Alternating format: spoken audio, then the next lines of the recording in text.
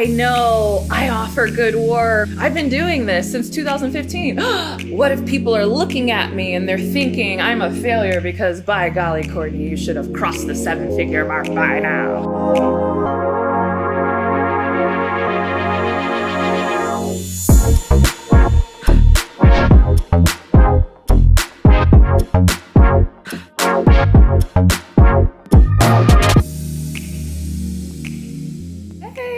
I'm excited and nervous to talk about this today. I don't know why. I feel like y'all are gonna be like, what is wrong with you? Like, why were you nervous to say that? But that's the whole point. That's the whole lesson in today, because I wanna talk about how often we downplay what we have to give.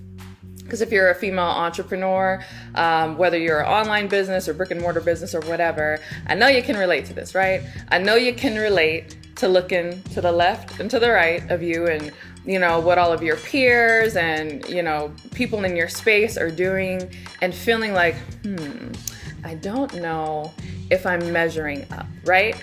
Y'all been there. You guys have been there. So I want to say at the beginning of this year, I don't know, I just got in a fit. You know how it is. Like you get on Instagram, you start scrolling, you get on Facebook, you start scrolling, you get on YouTube, you start scrolling, seeing everybody's wins, right? And you're like, oh my goodness, everybody is like killing it. Like y'all know it's still a pandemic, right? But it doesn't matter. Your contemporaries, your peers, and I'm happy, especially in the female entrepreneur space, because I want everyone to win. But it was just like, I know I'm also good enough to run that race. Why am I not running that pace? And so from 2015 to 2016, quitting my job was like the biggest milestone that I was fixated on. And I'll say now, the latest milestone, or the milestone that I've been working towards, is having my first 7-figure year. Like I said, I was having a fit one day because I would say being bombarded, but I wasn't being bombarded. I was taking in all these wins that I was seeing in my industry and from other women and men too that I follow, and just people just murdering the game, right? Having 7 figures and even 8-figure years. And I found myself saying, what am I doing wrong? I offer good work. I have an audience, right? Like, I love my community. My community loves me. I put out great work. I love my programs. Like, I've been doing this since 2015. What if people are looking at me and they're thinking I'm a failure because, by golly, Courtney, you should have crossed the 7-figure mark by now.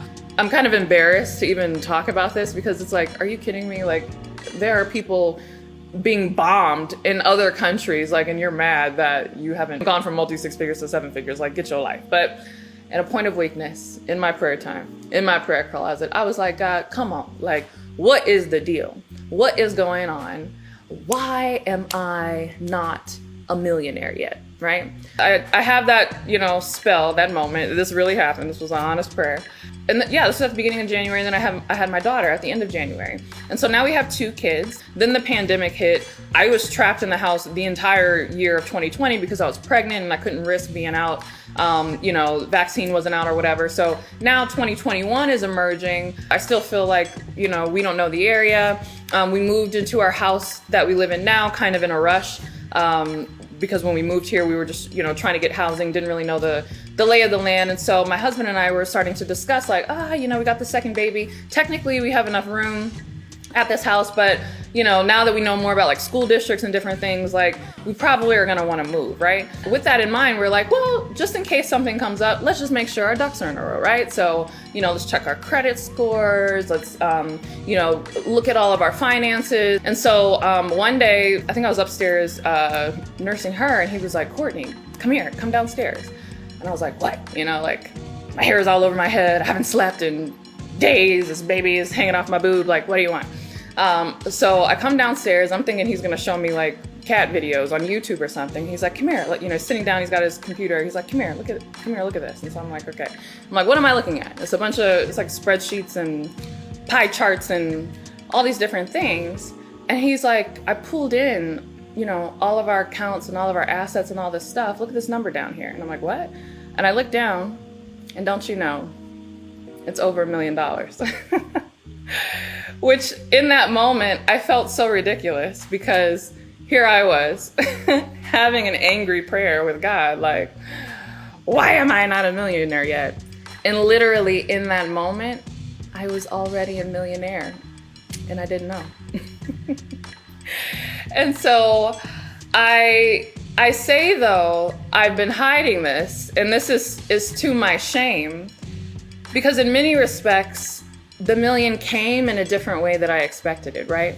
I expected that my business would, I would be doing 7 figures or multiple 7 figures a year, like whatever. And I'd be the one coming home and be like, we millionaires, baby, right? But that million, our first million, and now, I mean, with the way the market's been going, we're on track, to hit the second one. But our first million came, one, in partnership together, which is a huge lesson. If you guys know my story at all, a huge lesson that I had to learn early on in my business journey. I talked about this at an event that I held called the Powerhouse in 2017, in terms of learning to do my business in partnership with my husband and not in conflict with him, meaning, oh, I'm not gonna really care about your needs and what you need or the household or anything. And I was kind of in this headspace before I even had kids. I was so focused. I was just like, I need to get my business together. So it was such a beautiful picture of, again, one, me not even knowing my true identity, but two, missing my identity because I was looking for it to come in a different way. And so even this year, even though I told myself that 2021 was not going to be like a monumental year, I wasn't looking for it to be a monumental year. So I never really even expected this year to be anything at all. But you guys, even though, you don't see me all the time, I've been more active now that my daughter's older and I'm, getting back into my routine. I have a nanny now, right? Getting back into my routine here at work. From January till about March, your girl was sparse, right? I wasn't very present. But even in the midst of that, this has been one of my most financially successful years, even in my multi-six figures, right? In the sake of transparency, last month was almost a 70K month for me, not even like launching. And so it's like those little God winks where it's like, you were praying to be something that you already were, but the trajectory that I have you on has you on pace to be the thing that you were asking for. This is not just my story. This is your story too.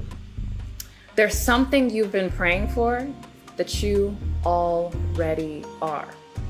And not only are you already that thing, you are on pace to do the thing that you know that you were put here to do. And part of why you don't know why it's happening or why it's not coming the way it is in part because you have things in places where they don't belong, right?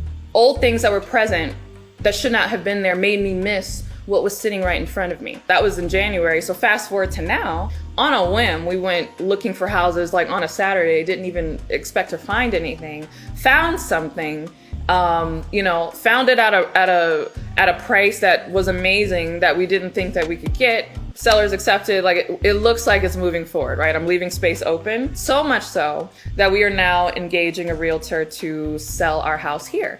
And side note, we're moving into $1 million neighborhood, which is like nuts, right? So again, I was the thing I didn't realize that I was praying for, and I'm on track to create the thing that I was complaining about not having, and I'm moving to an environment that represents the thing that I thought I was chasing and didn't have. Like, some of y'all will catch that on the way home. But anyway, so we're getting the house together. The realtor is coming. We're cleaning up. I'm decluttering, different things that we needed to do to make our home stage ready.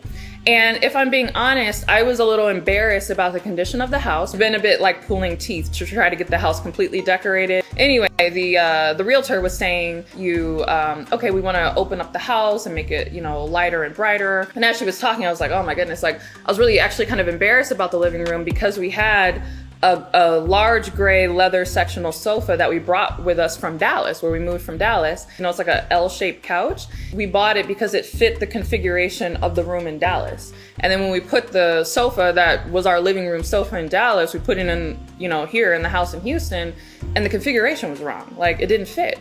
It was the wrong shape. The size was kind of awkward.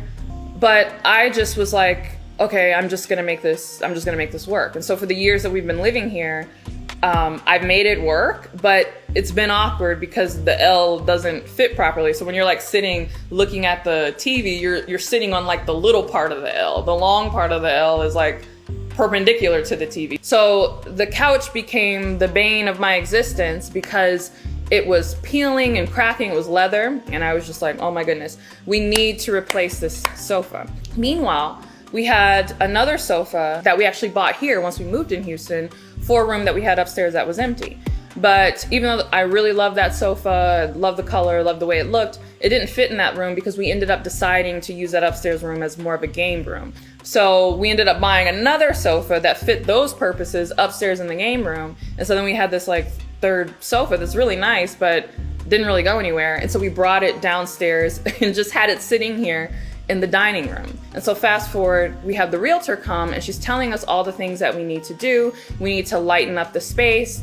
And we're like, okay, you know, we're motivated now. Like, we want this house to sell. We want it to sell for a really great price. So the sofa, because it's so junky and it was peeling or whatever, we finally called a junk company and we were like, let's just move this out to the garage. But he's like, but we're still gonna have showings. You know, the realtor is gonna come back on Monday, today, to go over things. Like, I have family coming in town. He's like, we can't just have an empty living room. The sofa that we had bought that was for upstairs but didn't fit up there and it's just been hanging out in the dining room for like months for no reason. He's like, let's just move that to the living room space just so that when people come while we are moving out of this house, they at least have a place to sit because it's ghetto to not have anything in the room. So I'm like, okay, I don't even care how this looks anymore. Like, we're leaving, right? Like, we're selling this house, we're moving to another place. So we, you know, we're dragging the sofa or whatever. We sit it down in the living room. We step back and the first thing my husband says is, wow, the sofa fits. It really opens up the space. And when he said that, I was like, wait. So I've been living in this house for like 2 years. 18 months of that has been with a sofa that wasn't even bought for this house, was peeling and cracking and didn't even fit in the space. And I had this sofa the whole time that was literally sitting in another room that it didn't even belong, sitting there for months. I could have just moved the sofa to where it ultimately belonged and it would have opened up the space. You mean to tell me I could have had a higher quality of life living in this house this whole time? And so now, like, I keep looking at it because I'm like, wow, the room looks great, but now I only have 30 days to live here until I move into my new place. And so it's the same thing with so many of us, our talents, our skills, our gifts, and our businesses. We have things that if they were just moved to the correct place would open up the space in our lives for the things that we want to receive to flow into. You are looking at your skills, your gifts, or talents that are being applied to the wrong place. Maybe it's the job that you work in. Maybe it's some business niche that honestly you really shouldn't be in, but you're just in it because you think you can't make money in the thing that you really want to do. So I challenge you to think about, what are the skills, what are the gifts, what are the things that you have that would open up your life if you just moved them to where they belong. That was the case for me. And I've been figuring out a way to tell you guys that because I was so embarrassed. You fashioned yourself a life, business, and money mindset coach. And Courtney, you still making these mistakes? You didn't see that? These things don't happen to you because you've already quit your job, gotten over 10K followers, and making multiple 5 figures a year, multiple 6 figures. It doesn't matter. If you're still bringing things from where you've been that don't belong to where you are, you'll still miss what's sitting right in front of you. Whew, I've let a weight off my shoulders. I told the truth. I told the truth and shamed the devil. I told the truth. Now that I've got this off my chest, feel free to share more of the behind the scenes, how I'm building my business, what I'm working on. I'm really excited to bring that to you as I work towards getting my next milestone. I like to make my journeys about you. And so I want you to speak a milestone that you are looking to achieve so that as you see me do the things and do the work, you too can do the work and share that with your community.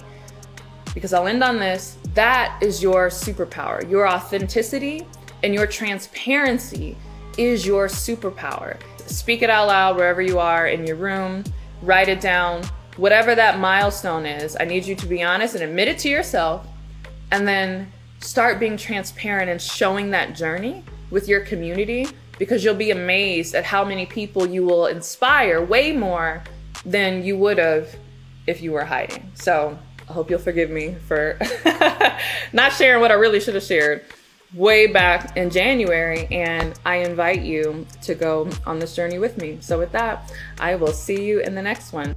Bye.